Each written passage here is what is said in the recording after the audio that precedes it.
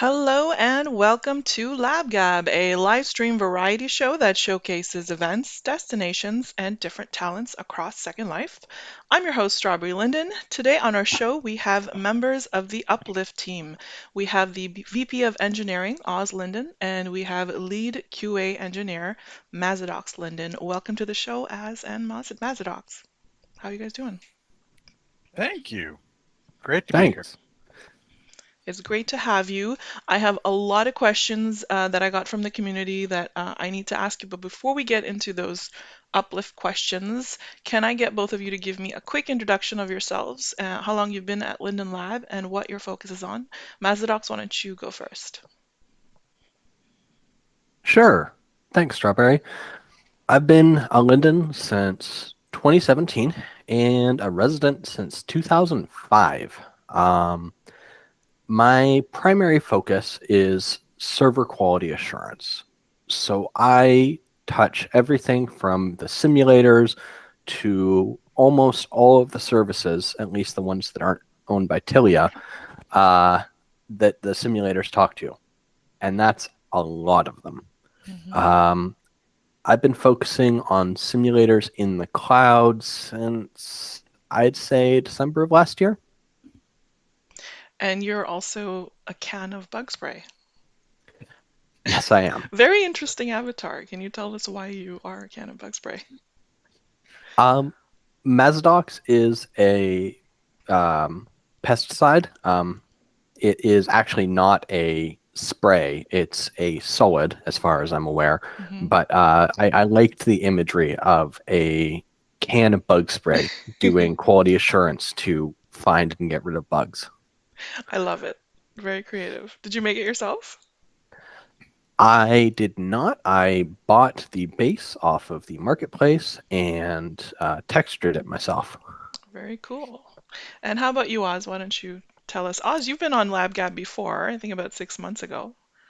Yeah, Yeah. yeah. I always like doing these appearances in Second Life. I've been here 10.5 years or so, going on 10.5 now. I joined the lab as the director of open source to help um, make the open source viewer program work, and then gradually acquired more and more responsibility. And these days I manage Second Life engineering, which is really the most fun job um, I've ever had by a long shot. And you do a great job at it, I have to say. Well, So, questions about the uplift. Before we get into those, can you give us an introduction just in case people don't know what exactly is uplift, and also when will it be complete? Because that's a popular question. so Uplift, it just is what is the term that we use for moving all of the services that provide Second Life, everything from the websites to the inventory service to the simulators, and as Mazidox said, there's a raft of back end services that you never are directly aware of, but are out there, Hmm. from a data center outside Phoenix, Arizona, um, to where we have a whole bunch of machines that we bought many, many years ago at this point. And um, Second Life has been running on them for all that time.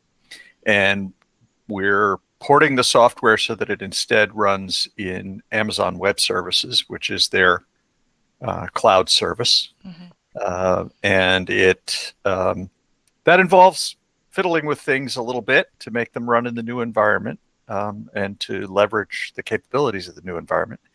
Um, and the tricky part is that we're trying to do this without actually taking Second Life down at any point, right? All right. We're rebuilding the railroad as a maglev monorail without stopping the train. Um, so it's kind of a great challenge, actually. So why is uplift so important for Linden Lab, and more importantly, why is it important for the residents? Uh, Oh, and I didn't answer the other part of the question, is Okay. when will we be done? Right, right. And I didn't deliberately do that. Um, the plan is that we'll be done before the end of this year. So Yay. now, done in this context means that we won't have anything running in that data center in Phoenix anymore. Mhm. It doesn't mean that all the changes we'd like to make as part of this will be completely finished. But we'll talk about some of that as we go forward. But everything that's running will be running in AWS by the end of this year, we think. And we're on track, actually. So that's pretty good. It's important because it updates the hardware we're running on to significantly newer hardware. It also allows us to evolve the hardware we're running on a lot faster because we don't have to. In the past, last time we bought a new class of servers, what estate owners will know of as Class 8s, the machines that most of the full region simulators run on. It took about a year and a half to select the hardware and qualify it and port our software so that it ran efficiently on it and tune it so that it was good. And we won't have to do most of that process anymore because by moving to the cloud, we're making ourselves, because of the way you do that, we're making ourselves much more independent of the underlying hardware, but we can swap out the underlying hardware by just telling Amazon, oh, you've got this new class of machine that looks like it's better for our application. We'd like to move our stuff to one of those. And it just happens. Nice. So it allows us to advance. Also, the other thing that's kind of important to note about this is that back when Second Life was brand new, we were 17 building, years ago. yeah, Yeah. 18. Well, really more like 20 because there was a couple of years of development before Right. Second Life went public. The elders who did all that had to invent a lot of technology for how to manage thousands of simulators at scale, for example, right? And that infrastructure software for managing a large distributed system and keeping it running 24/7 had to be fiddled with. I mean, old timers will remember that it used to be that on Wednesdays the whole grid went down and then came back up. And by the time I got here 10 years ago, that no longer happened, right? Because we had the ability to just keep things going. Most of them, you do have to restart simulators from time to time in order to change versions. But so we invented a lot of stuff about how to manage big distributed systems. Turns out that in the meantime, the industry has gone on and has gotten really good at that class of problems. And moving to Amazon allows us to shift some of our infrastructure technology onto that newer, better, more general set of solutions for how to do that. So we'll be in a better position, in fact, already are in a better position to manage our systems than we were before. So we get a lot of stuff off the shelf that we no longer have to build, is what it amounts to. And that's good for residents too, obviously. It means that we can do a better job managing the systems, and therefore they get better systems to run Second Life on. Right. Sounds great. I would just, I would just want to chime in with my observation so far. I've been the one who's sort of been gathering data on a lot of these uplifted simulators. Has been that we tend to run more scripts and more script events per script in the same amount of time compared to a region that's running in our old data center. And that's a win for everyone. Higher script execution speed and count is going to mean less perceived lag for all kinds of things. There's also some wins in terms of specific physics, although I probably don't want to get into that too deeply because there are much more qualified people than me to talk about it. But the other major issue is that in the data center, we had to go get the logs all the time. If you wanted to know about what was happening with a particular region, you had to go find the region. Right. Now you just say, hey, give me all the logs for this region, and you can choose and filter exactly which logs you want. And it is an incredible power up for our quality assurance and development teams to be able to gather that data much more quickly and efficiently. We're literally probably getting an hour and a half a day back to Mazidox's time, because I can't even tell you the number of times that I have said, "Hey Mazidox, would you please go get me the login logs for this time window?"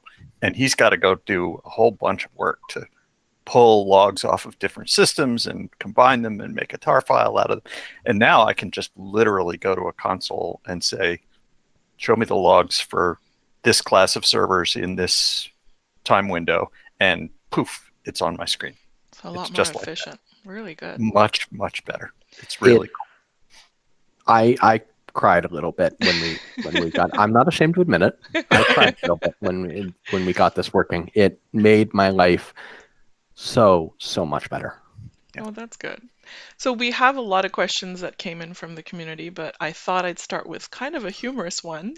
The question from the resident is, how can I be sure my Amazon cloud region won't tell me that I need to purchase more detergent? That is a pretty funny way to ask that question. A little creepy. No, it's cool. First of all, the first thing to understand is that Amazon is an enormous company and has a lot of different businesses. Amazon Web Services is just one of them.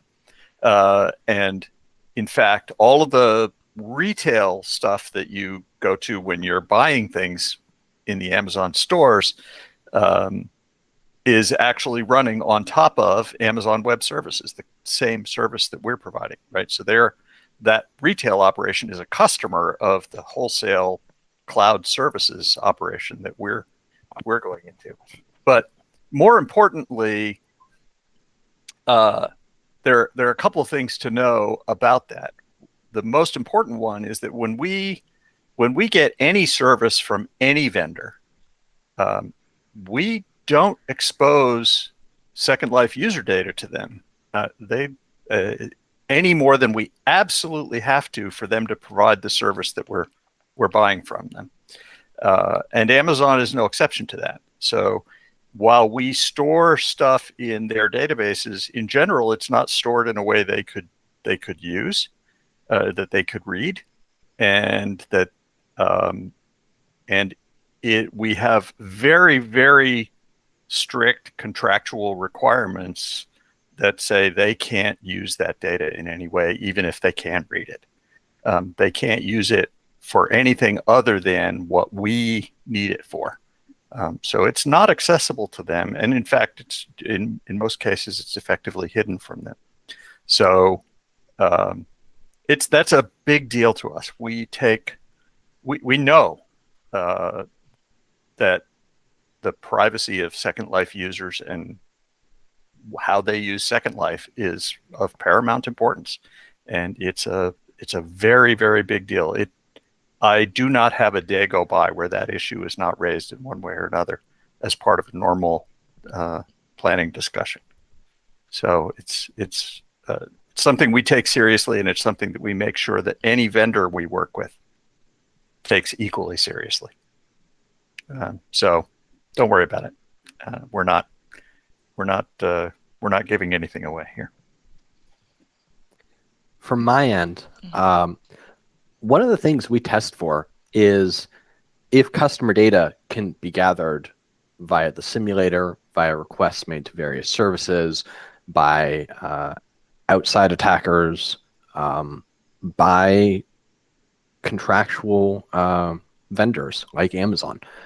We don't ship updates unless we determine that we can't get data by those tests. So it's very safe. It's extremely safe. It's as safe as we know how to make it, and we spend a lot of time studying that problem. Well, I'm glad I asked that question. So the next question I have is, there are many misconceptions about the ease of moving to the cloud. I know that some people think it is just a simple transition and perhaps they're, a little bit impatient.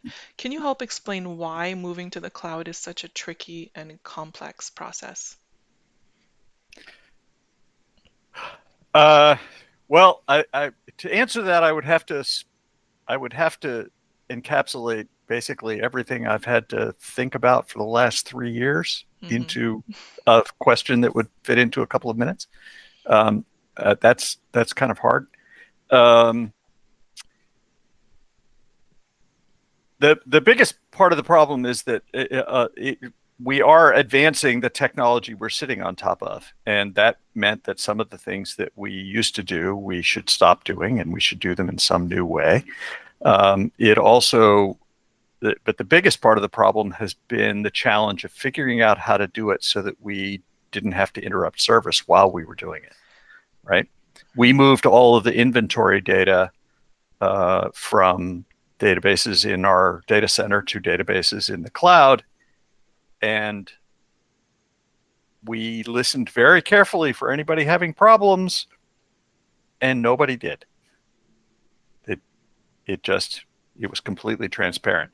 That wasn't because it was an easy thing to do. It was because we figured out how to do it methodically and how to cut over the service in a way that wouldn't work. Most of the complexity has been figuring out how to, number one, use the newer, better packaging technology for how to run software on a server, but also how to do it in a way that we could do the service moves incrementally without taking everything down for any length of time, right? So we've had a few glitches along the way, mostly having to do with things that were only partially moved, but by and large, it's been pretty seamless. Yeah, I'd add that some of the biggest issues have been when we're going across the connection between the data center and the cloud. There's an issue with the speed of light. It turns out that there are a number of milliseconds, a countable number of milliseconds, that being 1/1000th of a second each, between the data center and the cloud. And you pay that toll every single time you have to go back to the data center for any information. And then you pay it again to send the information up to the cloud. It's going to get better and better as we move more and more things to the cloud so that they are physically close together and we don't keep paying that penalty. But in the interim, we're paying that extra fee so that people continue to access Second Life relatively normally. So you're trying to make it as a smooth transition as possible, and that's also why it's probably taking so long. This question kept coming back up. Are the operating costs of cloud servers cheaper or more expensive than the cost for servers in the old server centers? Yogi Berra is often quoted, I don't know whether it's true or not, as saying that in theory, there's no difference between theory and practice, but in practice there is. That applies here. In theory, it should eventually be less expensive for us to operate in the cloud. We Right. firmly believe that. In the short term, not so much. It's actually been, for the last year or so, it's actually been more expensive for us because we had to pay for the cloud services while we're still paying for the data center, right? So there's, during that overlap period, it's actually significantly more expensive for us to run the service, and we're hopefully going to be getting to the end of that period of time very soon. Whether or not it will be cheaper next year is something that, we have some projections about that. They're not, those projections are at this point not a dramatic difference, but we think over time it will be significantly better. And, whether or not that will end up being reflected in prices for our service, or whether we will spend that money to make the service better for the same money, is not really my department. But I don't get to pick what we charge for anything. You should be happy about that, because it would be really confusing. But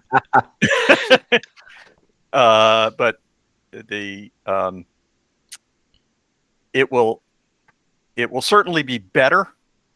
Whether or not it will be cheaper remains to be seen.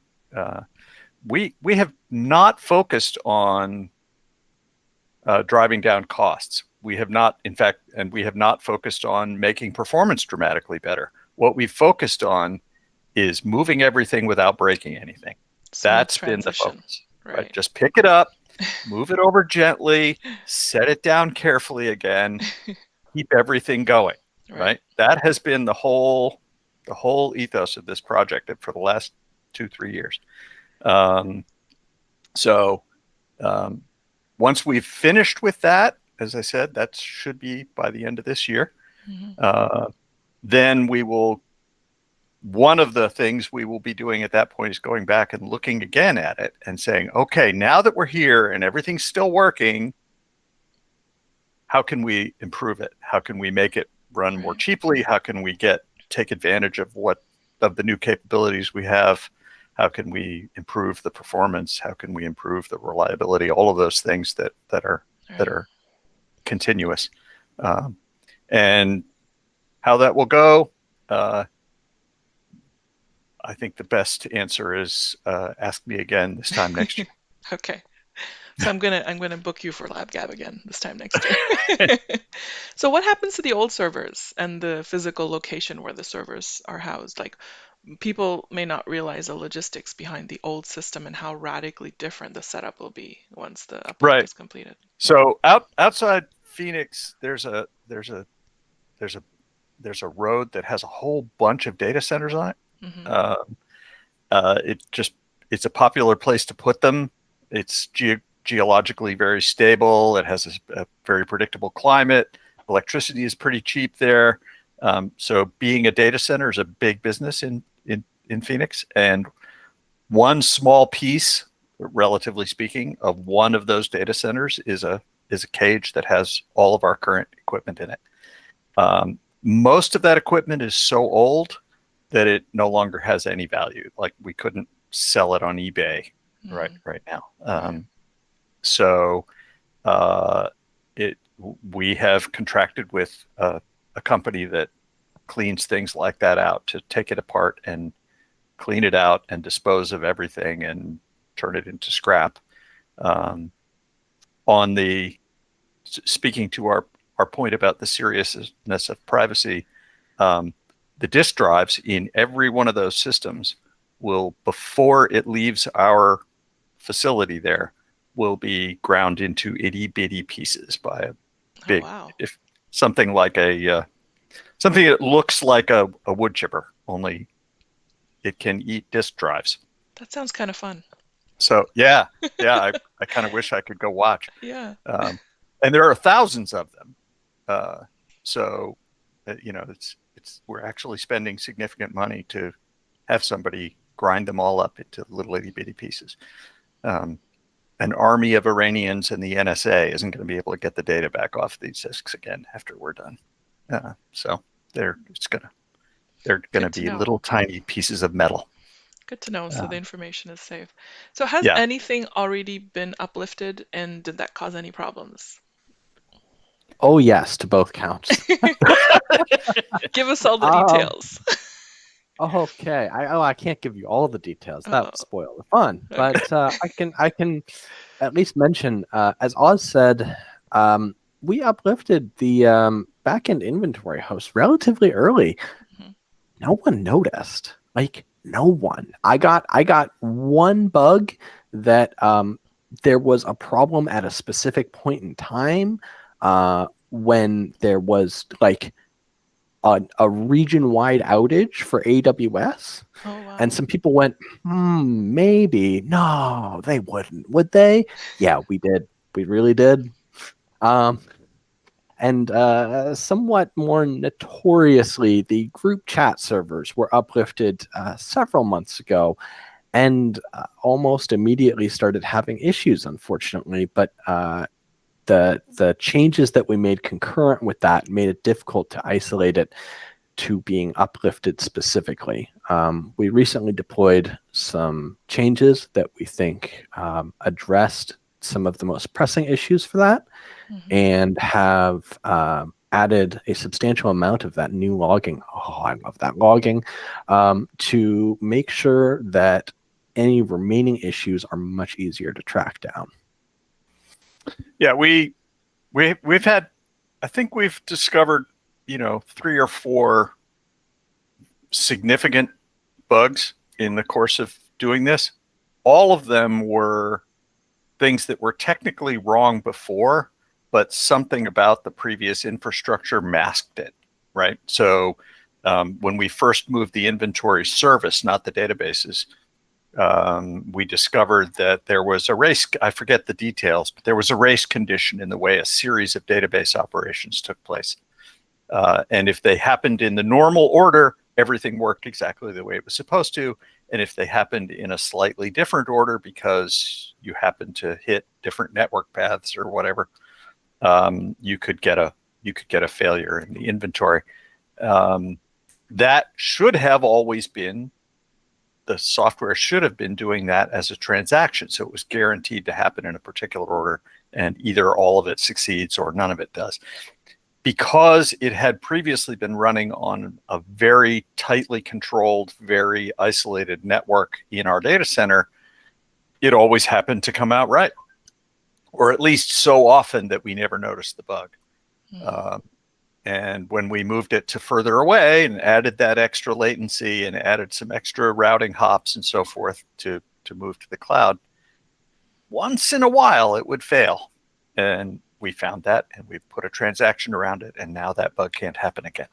Nice. So it's And been there a have been, learning process too. there have been a few things like that where the fact that we were running in a very tightly controlled, very high performance environment masked some things that might otherwise have been problems. But there have been many fewer of those than I expected to see. So I think you guys kind of answered my next question, but I'll ask it in case you want to add more. Can you give an example of anything that you've learned during the Uplet process? Were there any surprises, good and bad, that emerged during the early stages of the process? So like you were saying, you were finding bugs and different things like that. Sure. So our predecessors, as Oz refers to them as the elders, Hmm. um, they did a lot of things right. But a lot of those things that they did right were wildly Second Life specific. Um, Things like how we laid out networks in our data centers. Our data center in Phoenix was not the only one. We've had other data centers over the years, and we basically moved that network layout forward through all of them until suddenly we couldn't anymore because in the cloud, we don't decide that. Or things like allowing these massive packets that most of the internet just isn't okay with. Um, Oops. Right. 2002 sends its regards, I guess. Yeah, yeah, there were a few of those. The the most the most important one was actually relatively recently when we first started running the simulators in the cloud. Um, we uh, discovered that uh, when you moved from between a data center region and a cloud region, uh, there was a really good chance that none of your attachments were going to survive the transition. And especially if you were moving a vehicle, that the vehicle would just disappear. And that caused us to dig down into, in order to debug that, we had to dig down into a layer of the code nobody had looked at in literally like 8 or 10 years. Wow. Uh, and we found a bug in how objects were moved across region boundaries. And it was once we saw it was very straightforward to fix, and in fact improved region crossings even within each of the environments. So it was a net improvement to Second Life period to do that. So there have been a couple of those where we've uncovered something that was there all along, but because it didn't happen frequently in the old environment, it wasn't didn't ever got to the point where we could see it. Right. Funny story as a follow-up about that. Mm-hmm. We actually made it so good, and this persists right now. We are, by the way, aware of it. We want to fix it. We made object crossing when you're on a vehicle so good, the vehicle usually gets there before you now, which is unfortunate because it never worked that way before. And so there's a whole other class of issues because so many vehicles are built with the assumption that the avatar will get there first and wait and then be attached to the vehicle, not the other way around. Oh, Fun times. Well, I guess things will get updated as we move more. That's another thing I want to ask. What does this mean for in-world loading times and region lag? Will we see any improvements in that? Well, the real answer is we'll see. Right. The more complicated answer is that um, the what people think of as lag is actually a very complicated collection of unrelated things, and some of those will get better. Some of those, like loading textures into your viewer, will be essentially completely the same as they always were. Mm-hmm. It is true that the data center is in a different physical place. It has moved for the region we're putting all the services in right now is in Oregon. And how you get there from wherever you are across the internet will be different than going to Phoenix. And that may be better for you and it may be worse for you. And it's very difficult for us to evaluate that on a global scale, right? I mean, there are some things we can do to measure it, and we've done some of that, and we don't think it will cause any conspicuous problems, but your individual experience may vary slightly. It's our intent that it will be at least as good, if not better. But as I said, that really hasn't been the focus. The early indications, as Mazidox said, for example, some of the script processing is definitely running significantly better. There are some other things that are running better. And one of the things we've done as part of this process is to build better infrastructure for measuring system performance, because we wanted to be able to tell whether or not we'd made it worse.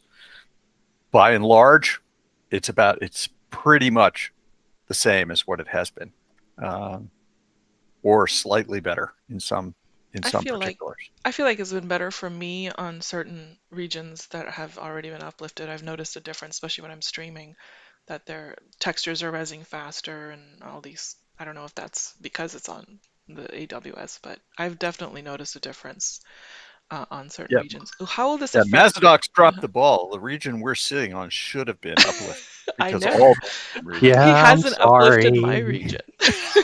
Mazidox just doesn't like me. What can I say? So, how will this affect users on other continents than North America? In the short term, other than the network routing issue that I just described, I don't think it will at all. Okay. In the longer term, one of the things that moving to the cloud makes possible is that we can consider putting simulators closer to where users are, so that the ping time you see in the statistics window will go down.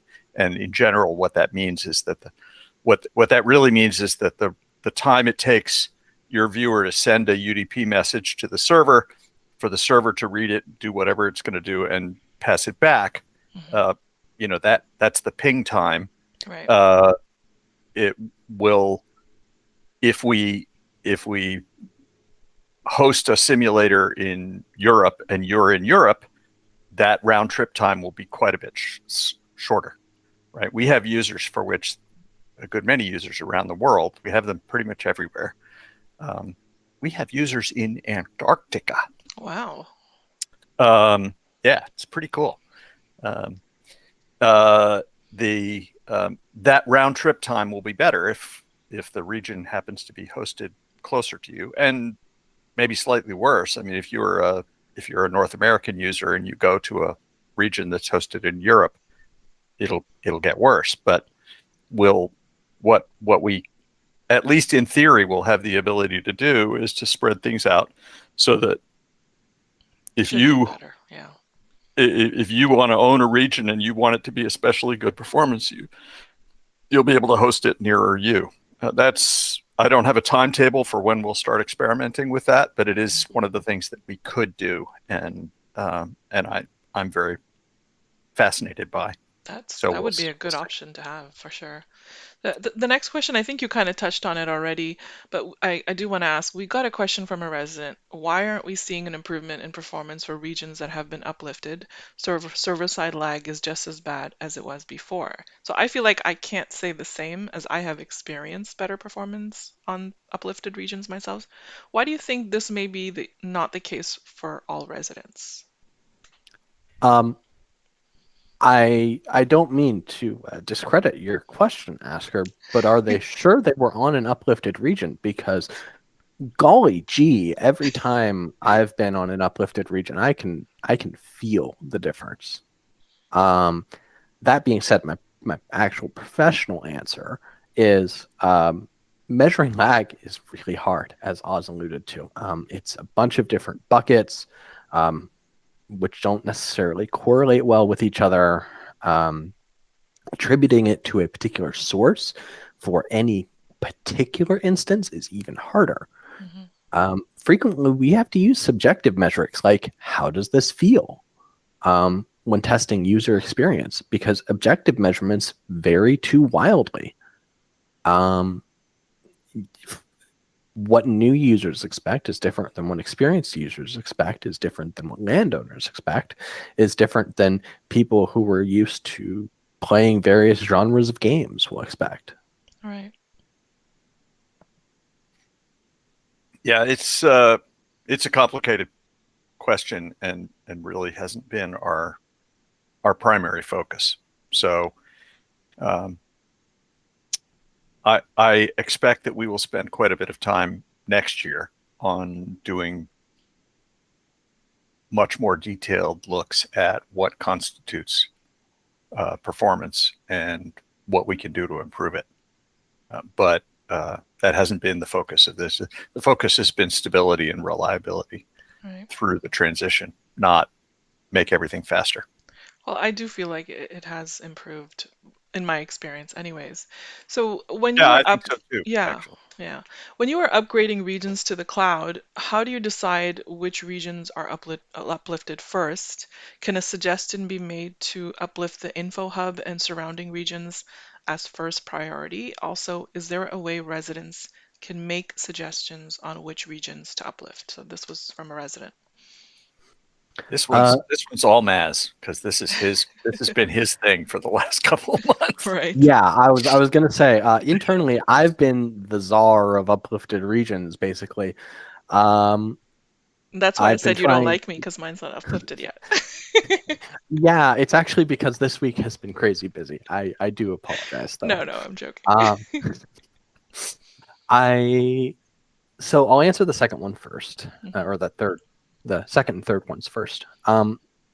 You can absolutely, if you're an estate owner, file a support ticket.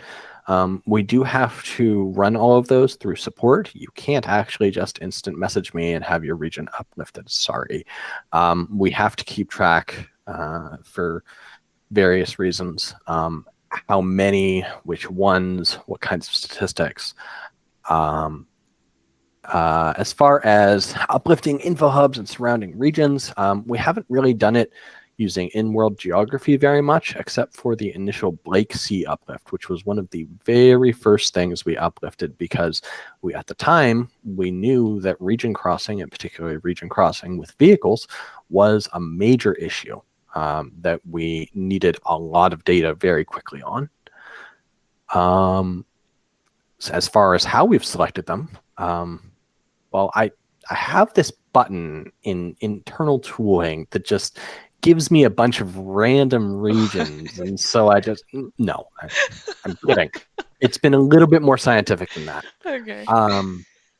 So that is, in large part, actually, how we created our cohorts for Second Life release candidate channels. But when picking what we've updated, it's been primarily based on what's the problem we're trying to solve at the time.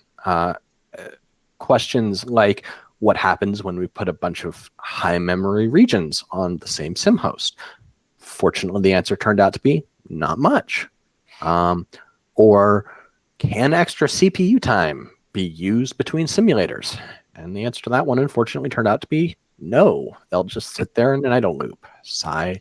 I was really hoping that we could get some performance increase that way, but it turned out not to be the case. I will say, as a little tiny sneak preview, we're going to roll a portion of Second Life server next Tuesday, and it's going to the cloud. This is getting very real, very fast. If all goes according to plan, more than half the regions will be in the cloud by this time next week. By Wednesday morning. Yeah. Wow. Exciting stuff. So will the move to the cloud mean we could safely set our bandwidth to more than 1500 kbps, or are there other reasons for maintaining that limit? That's a question from a resident, and I have to reveal that I actually keep mine at like 10,000, and I don't know if that's bad, but here's this is a complicated answer, except that the real answer is very simple, which is we really don't know. We really don't know what the effect of fooling with the bandwidth slider is these days. The bandwidth slider was put in place a long time ago to deal with a problem with sending UDP traffic over the internet. UDP is not good at dealing with networks that are congested. If you want to read about it, Google congestion collapse, and you'll find a bunch of pages that describe a phenomenon in packet routing. And it was essentially a manual control put in there to deal with that problem, to keep the number of packets we put on the network from being higher than the number the network was actually capable of delivering. The internet has changed enormously since then, both in terms of how packets are routed across the internet backbone, which is completely out of our control, and also just the bandwidth available at people's home network connections is completely different, right? I mean, when Second Life was new, a 56K connection was really fast. Right. And today it would be considered, most people would consider it completely unusably slow. So it depends very strongly on your particular network and the path across the internet between you and Second Life, whether that does anything useful or not. Feel free to experiment with it. You're not going to kill anything. but we've also moved a lot of what we used to do over UDP to protocols, mostly HTTP, that that deal with congestion automatically, and that slider doesn't affect that traffic at all. It's not used. It's only used for the UDP traffic, which there's less of than there used to be. So how much it can change is probably less, but the real truth is we don't know. We Wow. really don't know what the effect of that slider is these days. Well, I've had it on 10,000 for like a year and hasn't killed my computer or anything yet, so hopefully There you we're go. good.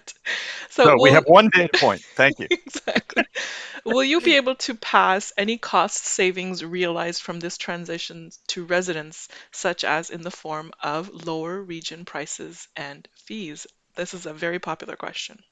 Yeah. If there are any, it Hmm. wouldn't be my place to answer that question. Right. Uh, so I don't really know uh, what the cost savings will turn out to be.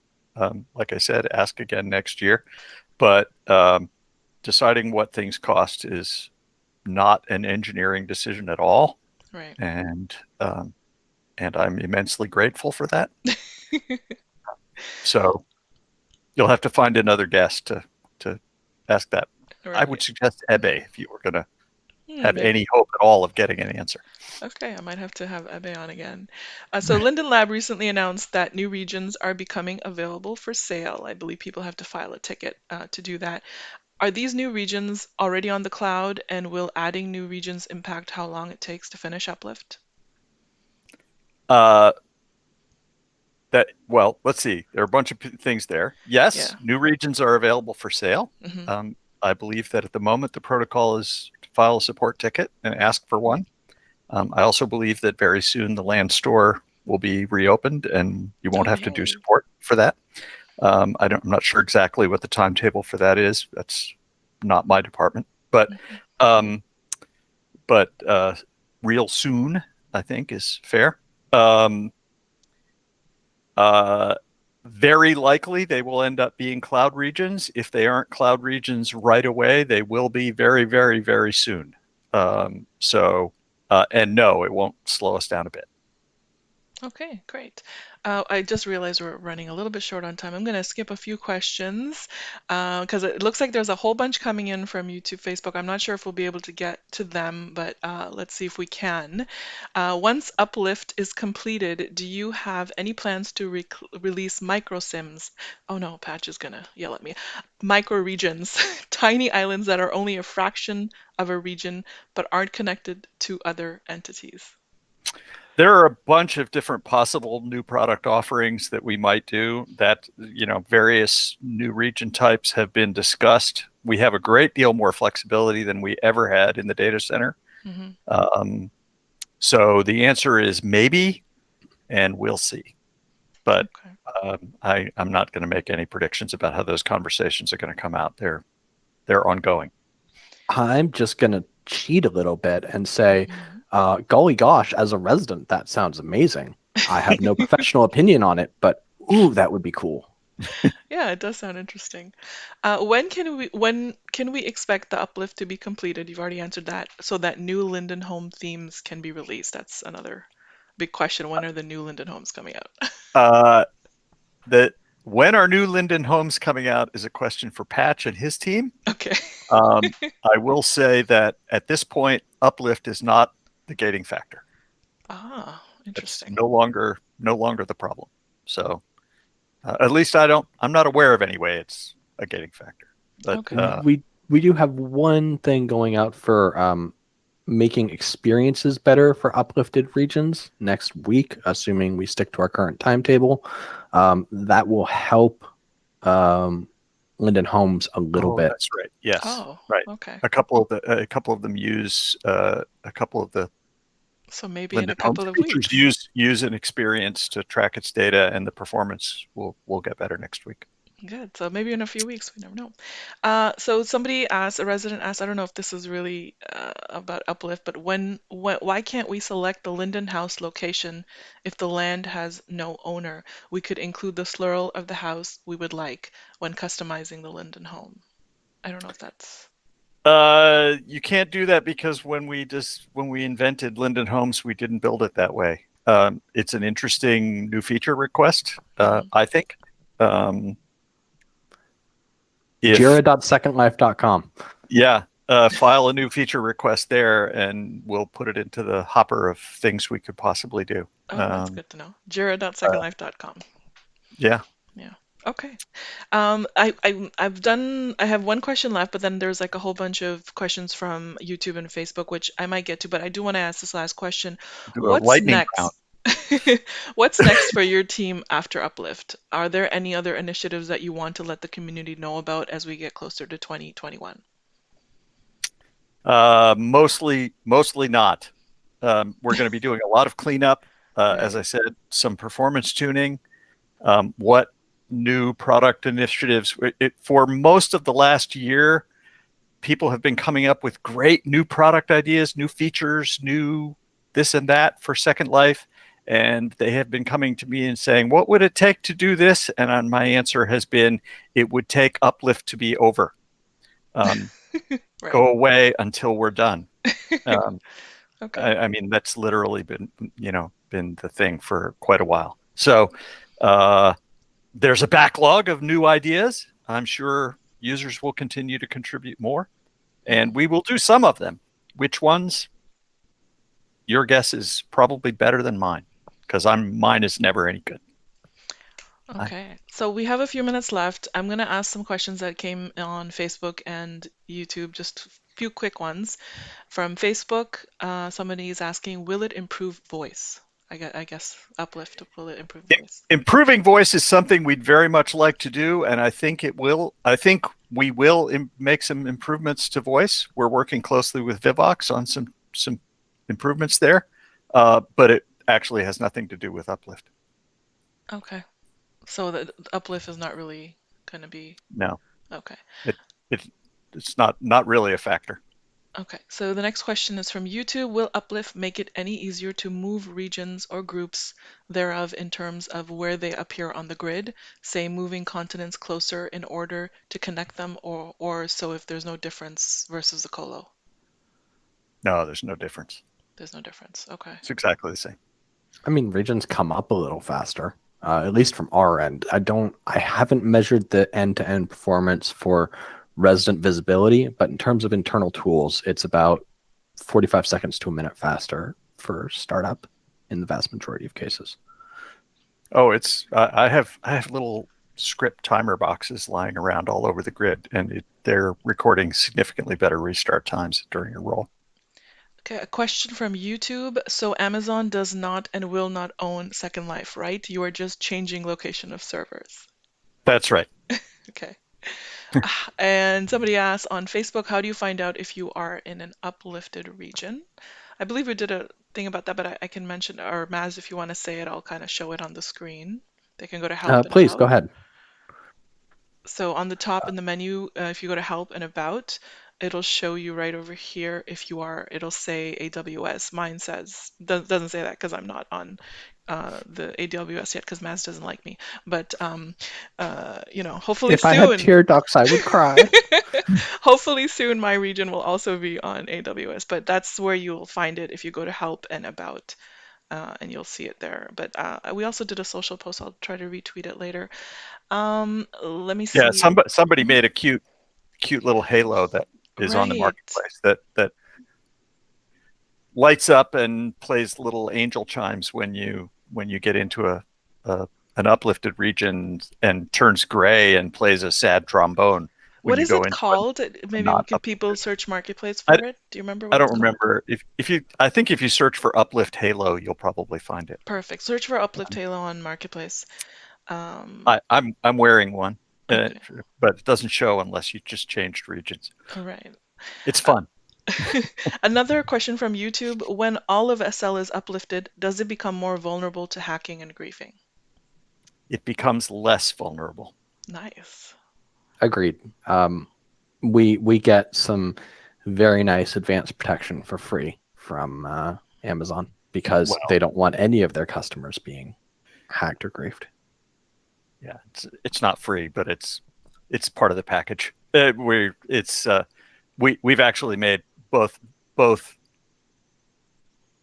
features of Amazon Web Services that are, as I say, part of the package are part of that. We've also made other changes to how we deploy things. It is significantly more secure than it's ever been before. That's good to know.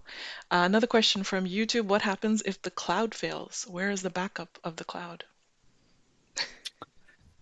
That's the real answer is it's in another part of the cloud.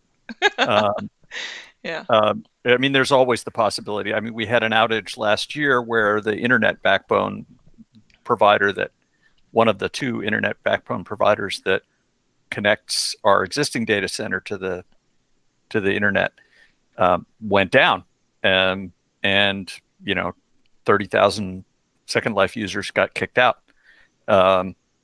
These things happen. I mean, but a very substantial fraction of all the websites you ever go to are hosted on AWS, and generally speaking, they're just up. They run an extremely reliable service, and with a lot of redundancy and a lot of failover. So it'll be better. Pretty stable then. Yeah. Another question from YouTube. Will there be an avatar limit still? I'm assuming they're talking about the avatar region limit, the region limits. Absolutely.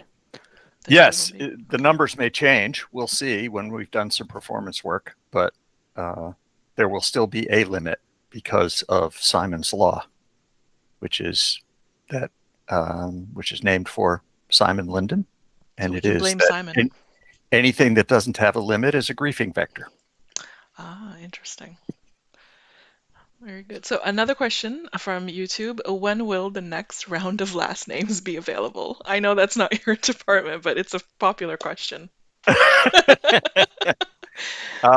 The best I can do is say I will pass on the question to the people who decide these things. And fortunately, again, that is not me. So I'm going to kind of reveal a little bit. I went to the web user group meeting, which you guys should go to if you want to ask more questions about these kinds of things. And Kira mentioned at the meeting that I think within the next few weeks for the holiday season, there might be new last names coming, but also I think it also depends on Uplift. But I don't want to say too much. I don't have the exact words, but hopefully soon.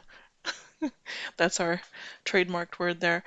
Somebody is asking, has the Linden become a cryptocurrency yet? No.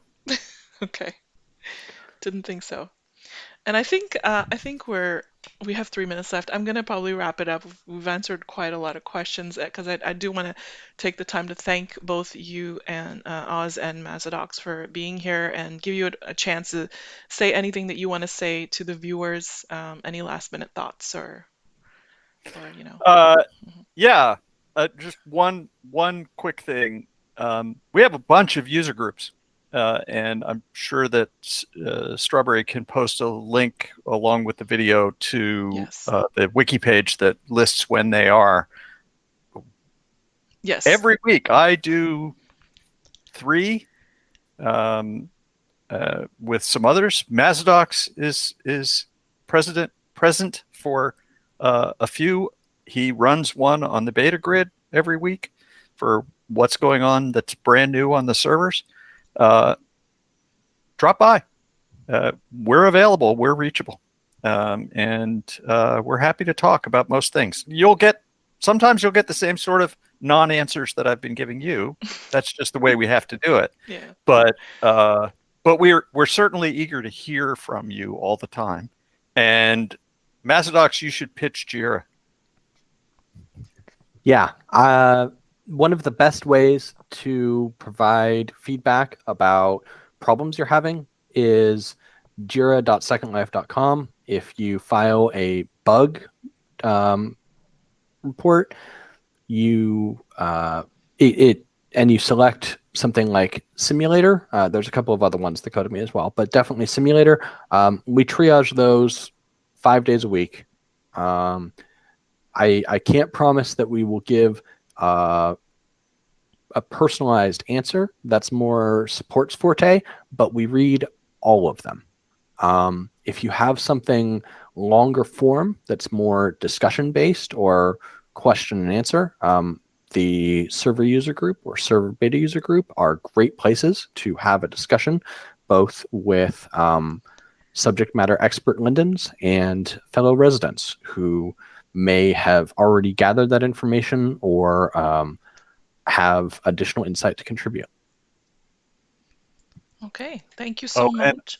Go I ahead, see. Oz. I'm going to sneak in one more answer here because For it's sure. one that's important to me Okay. and to a lot of residents. I just saw it pop up in our document here. Mhm. Will Uplift make multi-factor authentication easier to implement? Oh, Um, yes.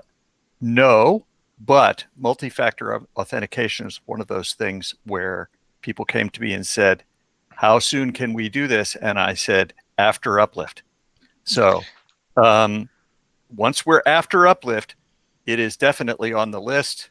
I personally will be arguing that it should be very, very high on the list. I hope that it will be. It it will be easier than it used to be, but I'm hoping that we'll get that done. It's an important thing. Excellent. It definitely is. Looking forward to that. Thank you so much, Oz Mazidox, for taking the time to answer all the questions from the community. We're looking forward to finishing Uplift and being all up in the cloud. Thanks to our viewers for watching and for all your amazing questions. Keep an eye on the Second Life community blogs for future announcements about LabGab. And remember, stay safe, stay home, stay virtual. Bye, everyone. Thank you so much.